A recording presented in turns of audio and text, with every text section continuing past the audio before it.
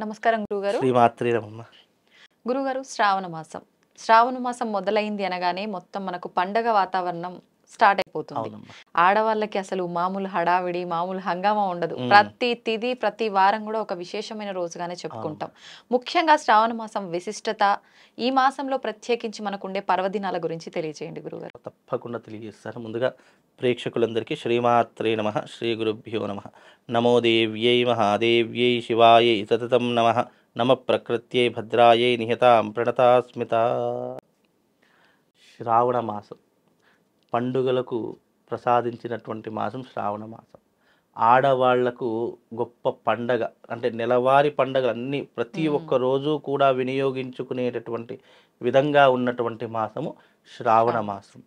ఈ శ్రావణ మాసం వచ్చింది అంటే మీరు అన్నట్టుగా ఆడవాళ్ళకు పండగ. శ్రావణ మాసం సేల్స్, చీరలు కొనుక్కోవాలి, బంగారం కొనుక్కోవాలి, నగలు కొనుక్కోవాలి, మంచిగా అలంకరణ చేసుకోవాలి, మంచిగా భగవంతుని ఆరాధనలు నిమగ్నమై ఉండాలి అనేటటువంటి మాసం శ్రావణ మాసం. ఈ శ్రావణ మాసం వచ్చింది అంటే ఉపవాస దీక్షలు, వ్రతాలు, నోములు, యజ్ఞయాగాదులు, ఎన్నో రకాలైనటువంటి విశేషమైనటువంటి దేవత అర్చనలు జరిగేటటువంటి మాసము శ్రావణ మాసం. ఈ శ్రావణ మాసం పూర్తిగా శివకేశవులకు అంకితం చేయబడినటువంటి మాసము. అలాగే దానితో పాటుగా అమ్మవారిని ఆరాధించడానికి, లక్ష్మీదేవిని స్థిరంగా మన ఇంట్లో ఉంచుకోవడానికి ఈ శ్రావణ మాసము పరమ పవిత్రముగా భావన చేసుకుంటాము. అందుకే ఈ శ్రావణ మాసము, దీనికి మరొక పేరు లక్ష్మీ మాసం అని కూడా పిలుస్తాము. అంటే లక్ష్మీదేవిని మన ఇంటిలోకి ఆహ్వానించడానికి ఈ శ్రావణ మాసము పరమ పవిత్రమైనటువంటి మాసంగా ఆచరిస్తుంటాం. ఇక ఈ శ్రావణ మాసంలో విశేషం అంటే ఒక రోజు అని చెప్పకుండా మనకు ఈ నెలలో వచ్చే ప్రతి ఒక్క రోజు కూడా విశేషమైనటువంటి రోజే. అందులో ఈ రోజు తక్కువ, ఈ రోజు ఎక్కువ అనేటటువంటిది లేదు. కాకపోతే విశేషంగా కొన్ని రోజులకు పండుగలతో కూడుకొని వచ్చినటువంటి డేట్స్ ఉంటాయి కాబట్టి అవి కొంచెం విశేషంగా చెప్పబడినటువంటి రోజులు శ్రావణ మాసాలు. ఇక శ్రావణ మాసం వచ్చింది అంటే ఆడవాళ్ళు మంగళ గౌరీ వ్రతాలు చేసుకుంటారు. కొత్తగా పెళ్ళైనటువంటి జంటలు ఎవరైతే ఉన్నారో వాళ్ళు ఈ యొక్క శ్రావణ మాసం వచ్చింది అంటే మొదటి మంగళవారము మంగళ గౌరీ వ్రతాన్ని తప్పకుండా ఆచరణ చేసుకోవాలి. చాలా మంది ఏమంటారు అంటే, గురువుగారు మాకు ఈ పద్ధతి లేదండి, మాకు ఇది మా అత్తగారు చేయలేదు, వాళ్ళు ఎవరూ చేయలేదు, మా అప్పట్లో అవగాహన ఎవరికీ లేదు. ఇప్పుడు సోషల్ మీడియా వచ్చేసింది, సోషల్ ప్లాట్ఫామ్ వచ్చింది. ప్రతి ఒక్క విషయాన్ని తెలుసుకోవాలంటే గూగుల్లో సెర్చ్ చేస్తారు, యూట్యూబ్లో సెర్చ్ చేస్తున్నారు, ఈజీగా తెలుసుకుంటున్నారు. కాబట్టి ఇది కుల మతాలకు అతీతంగా ఎవరైనా కూడా మంగళ గౌరీ వ్రతాలు చేసుకోవచ్చు. కేవలం బ్రాహ్మణులే చేసుకోవాలి, క్షత్రియులే చేసుకోవాలి, వైశ్యులే చేసుకోవాలని లేదు. మంగళ గౌరీ వ్రతం అనేటటువంటిది భర్త ఆయు వృద్ధి కోసం చేసుకునేటటువంటి వ్రతం కాబట్టి ఇది ఎవరైనా కూడా చేసుకోవచ్చు. ప్రళయన వీళ్ళే చేసుకోవాలని ఏం లేదు. దాని గురించి తెలియనటువంటి వాళ్ళు తెలుసుకొని ఆ వ్రతం ఆచరిస్తే గనక ఇంట్లో ఉన్నటువంటి భర్తకు ఆయు వృద్ధి కలుగుతుంది.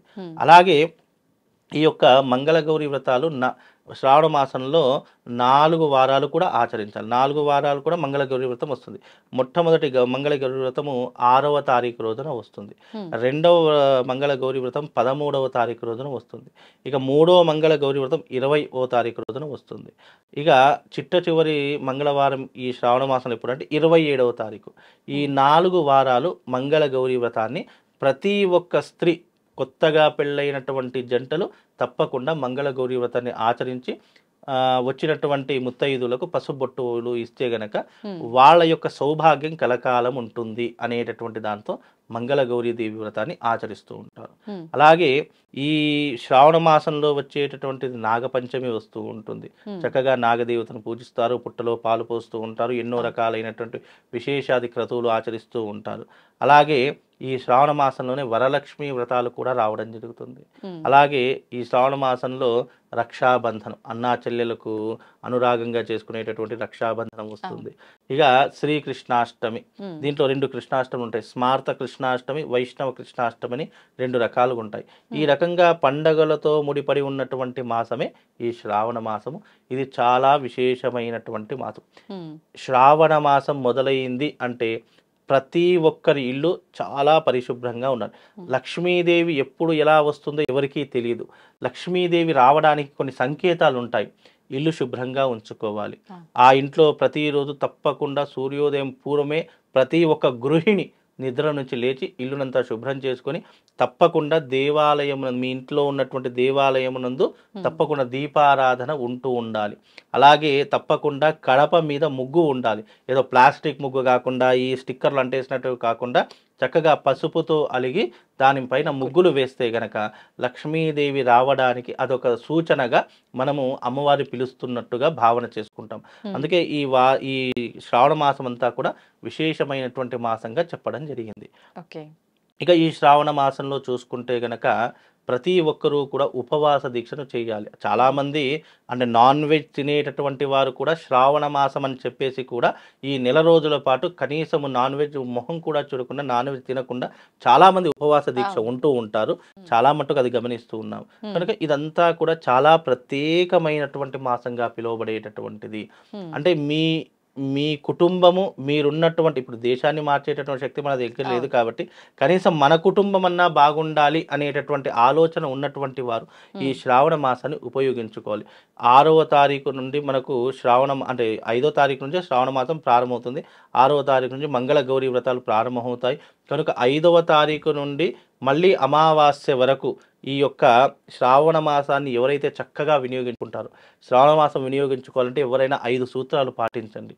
ఇంట్లో మధ్య మాంసము అస్సలు వండకూడదు, చేయకూడదు.